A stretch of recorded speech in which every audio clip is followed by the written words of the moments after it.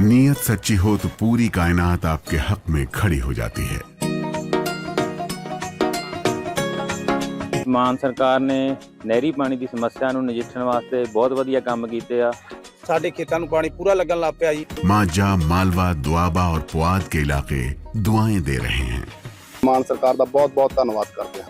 S ਜੂਨ ਜੁਲਾਈ ਜਦੋਂ ਝੋਨੇ ਦੀ ਫਸਲ ਹੋਊਗੀ ਇਹ 85% ਤੇ ਪਹੁੰਚ ਜਾਾਂਗੇ।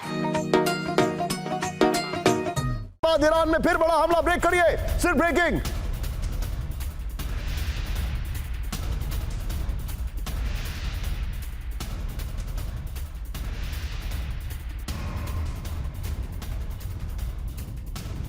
जरा इसके ये इस वक्त की बड़ी खबर, ट्रंप के ऐलान के बाद ईरान पर फिर बड़ा हमला हुआ है।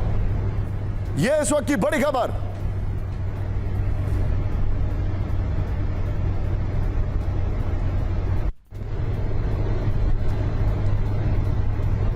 की बड़ी खबर मैं आपको दिखा रहा हूं, धमाके की खबर, बुशहर न्यूक्लियर प्लांट, ब्रेकिंग और शॉट। बुशहर में मिलिट्री बेस के नजदीक हमला हुआ है। सुमेरा से मैं इसकी और डिटेल लूंगा।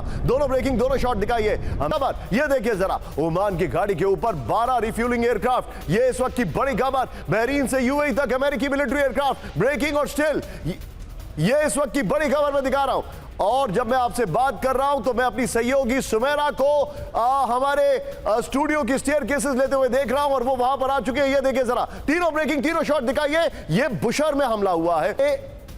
एस्केलेट तो हो रहा है, लेकिन ये जो मूवमेंट हो रहा है, क्या ये समझा जाए कि अमेरिका ने अपने स्टॉक्स को रिप्लेनिश कर लिया, इसीलिए वो हमला कर रहे हैं? आपकी बात सही है निशान जी, उन्होंने अपने स्टॉक्स को रिप्लेनिश जरूर किया है पिछले 40 दिन के अंदर, लेकिन साथ साथ में रिफ्यूलिंग एयरक्राफ्ट का फ्लाई करने का मतलब है दूसरे फाइटर जहाज जो आसपास है उनको हवा में रिफ्यूल किया जा रहा है। और P-8 मैरीटाइम पेट्रोल एयरक्राफ्ट है, यानी कि सर्वेलेंस एयरक्राफ्ट है, वो उससे ईरानियन शिप्स को वो डिटरमिन कर रहे हैं, ईरानियन बोट्स को ढूंढ रहे हैं ताकि अगर हमला किया जाए तो उन पे एक्यूरेट हमले किए जाएं। तो दोनों तरफ से यानी कि एयरक्राफ्ट की रेंज बढ़ा रहे हैं और साथ में टारगेट्स को ढूंढ रहे हैं। लेकिन ये कहना कि पिछले 1 महीने के अंदर उन्होंने अपनी रिप्लेसमेंट की है लेकिन उतनी नहीं कर पाएंगे जितनी वो जस्ट होल्ड द थॉट। अब आपने जो बात बताई है मैं आपसे कुछ शेयर कर रहा हूं। बिग वॉल दिखाइए नितिन, और बिग वॉल के साथ ब्रेकिंग और शॉर्ट प्ले करते रहिएगा। बिग वॉल दिखाइए।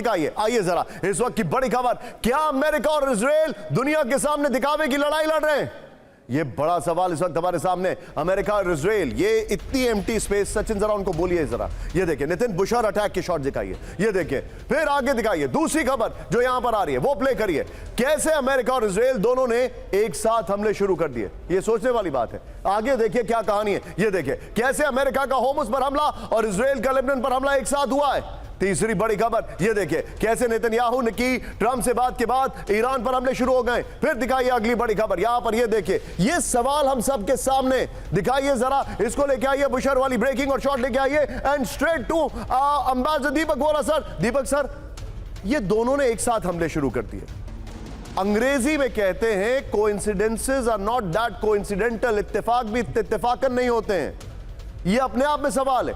एक ने लेबनान पर हमला किया, दूसरे ने होमस पर हमला किया। दुनिया को दिखा रहे हैं कि देखिए दो तलवारें निकल के सामने खड़े हैं, ट्रंप और नेतन्याहू। ये नूरा कुश्ती है sir. They are all together. Right, thank you very much साहब, बहुत अच्छा लगता है जब आपके साथ होता है। By the way that's a beautiful tie you are wearing. मेरे पास भी एक ऐसी, अगली बार मैं पहन के आऊंगा जब आपके स्टूडियो में आया। नाउ जो आप अभी बात करें, ट्रंप ने तो कह दिया है ना, the cease fire is effectively over, तो सब खत्म हो गया। अभी अंकारा में जहां नेटो समिट चल रहा है, वहां पे नेटो देशों को गाली गलौज किया, बोला तुम बदमाश हो, ये हो वो, मैं अकेला जाऊंगा। सर एक चीज मैं आपको बताना चाहता हूं कि इसने कहा कि negotiating with Iran is a waste of time. अब इसका मतलब यह है कि कोई फायदा नहीं है उनसे बातचीत करने का। So therefore if no dialogue then a military solution. वो अब ईरान को अपने घुटनों पे लाएगा। वो जितना मर्जी ईरान में सुपर पावर हूं, ये कर दूंगा, no sir. And so one last thing I wanted to say, sir, 19वीं शताब्दी के the middle of the 19th century एक अमेरिकन थिंकर था, उन्होंने बात था कि अमेरिका की मैनिफेस्ट डेस्टिनी है कि दुनिया को बेहतर बनाओ। और उसका इस्तेमाल कर, अभी भी they still use that term, it's a manifest destiny कि दुनिया को और सेफ बनाए। और वो कैसे बनाएंगे? ईरान जैसे देशों को हटाकर। Sir, don't undervalue this. What an irony. Sir? दुनिया को सेफ बनाएंगे, सोचिए हम दुनिया को साफ करेंगे खुद रायता फैलाकर. Libya, Iraq, Afghanistan and now Iran. This is Arab Spring Mission 2008 which they want to execute. यहां पर दो ही मुल्क बाकी बचे थे. एक था सीरिया, तो कि वो जो अब जो भी इंसान है, मैं क्या बोलूं, आतंकी प्रवृत्ति के जो व्यक्ति हैं वो उनके साथ जाकर व्हाइट हाउस में उनको परफ्यूम और पता नहीं क्या क्या दे दिया गया. और दूसरा बाकी बचा था Iran, which is still holding